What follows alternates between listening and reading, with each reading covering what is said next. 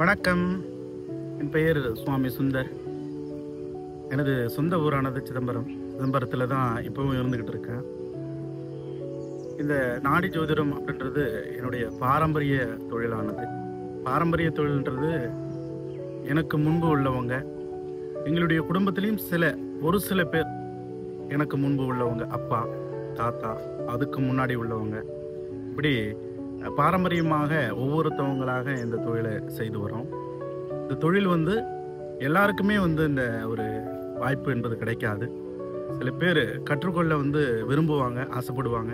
அவங்களுக்கெல்லாம் அந்த பாக்கியம் கிடைக்காது. ஒரு 100 பேரில் ஒரு 10 பேர் 5 பேருக்கு தான் இந்த மாதிரி வாய்ப்புகள், கடவுளுடைய அனுகிரகங்கள் கிடைச்சி இந்த தொழிலுக்கு வர்றதுக்கான வாய்ப்பு. குடும்பத்திலே நிறைய பேர் இருந்தாலும் அதில் ஒருத்தர் 2 பேர் தான் இந்த தொழில் செய்ய முடியும். அந்த மாதிரி ஒரு அமைப்பு எனக்கு கிடைச்சதுனால இந்த தொழிலை செய்துக்கிட்டு இருக்கேன். இந்த நாடி ஜோதிடன்றது, இந்த ஓலைச்சுவடிகள்லாம்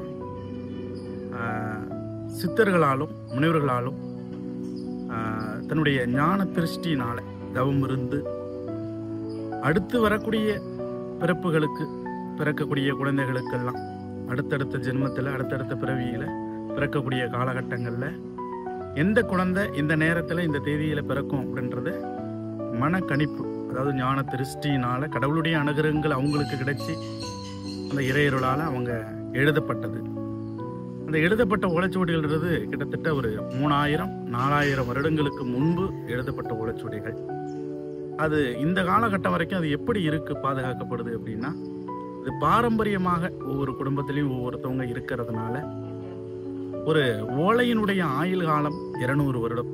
அந்த 200 வருடம் அப்படின்னும் போது அது நெருங்கக்கூடிய காலகட்டங்களில் அதனுடைய அந்த அடையாளங்கள் தெரியும். அது வீணா போகுது, அந்த ஓலைச்சுவடி சரியில்லை அப்படின்ற காலகட்டத்தில் நம்ம அதெல்லாம் எடுத்து படிக்கும் பொழுது, அந்த ஓலையை தொட்டு பார்க்கும் பொழுது அந்த பிரச்சனைகள் தெரியும். அப்போ அந்த மூலிகை எண்ணெய்கள்லாம் அதுக்கு தரமான, அதை புதுப்பிக்கக்கூடிய சில திடமான ஆயில்லாம் இருக்கு. அதை அதில் பூசுறதுனால அது இன்னும் கொஞ்சம் அதிகமான ஒரு 200 வருஷம், இன்னும் கொஞ்சம் அதிக காலகட்டங்கள் வர்றதுக்கான வாய்ப்புகள் உண்டு. அதே போல் இந்த நாடி ஜோதிடத்தில் இந்த ஓலைச்சுவடி தேடி எடுக்கப்படுறது எல்லாருக்குமே கிடைக்கும்னு சொல்ல முடியாது. சில பேருக்கு கிடைக்கும், சில பேருக்கு கிடைக்காம போகும். சில பேருக்கு சிறு வயதிலே பார்த்து தெரிஞ்சுக்கணும்னு ஒரு 10 முதல் 16 வயதிலிருந்து 30 வயதுக்கு இடையில சில பேர் கல்வி படிக்கக்கூடிய காலகட்டத்தில் பார்ப்பாங்க. சில பேர் 50 வயது வரைக்கும் கடந்து 50 வயதுக்கு அப்புறம் என்னுடைய காலகட்டத்தில் கஷ்டங்கள் இருக்கு, கடன் பிரச்சனைகள் இருக்கு, நான் இன்னும் கஷ்டப்படுறேன், உடல்நல சரியில்லை என்ற மாதிரி வருவாங்க. அடுத்தது 60 வயதுக்கு அப்புறம் இந்த வயதான காலகட்டத்தில் அந்த 70 வயசு வரைக்கும் வாழ்ந்த பிறகும் இந்த ஓலைச்சுவடியை பார்க்குறவங்களும் இருக்காங்க.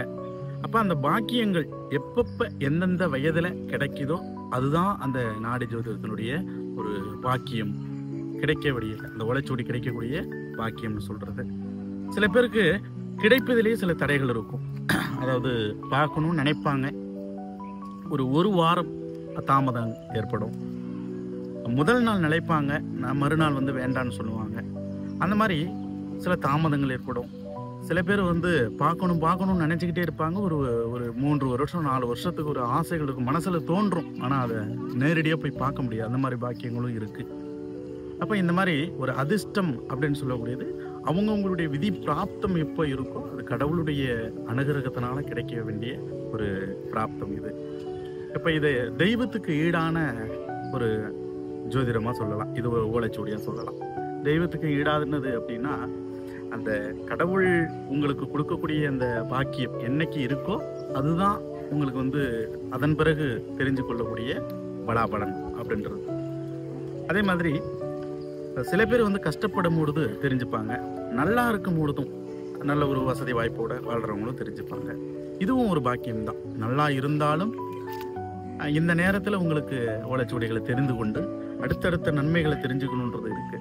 கஷ்டப்படுறவங்க இந்த கஷ்டங்களை தெரிஞ்சுக்கிட்டு இன்னும் வேற ஏதாவது கஷ்டங்கள் இருக்கா, இதுக்கு மேலேயும் அதிகம் கஷ்டம் வருதா அப்படின்ற ஒரு வழிகாட்டியாகவும் இந்த ஓலைச்சுவடி இருக்கு அப்படின்னு சொல்றாங்க. நன்றி.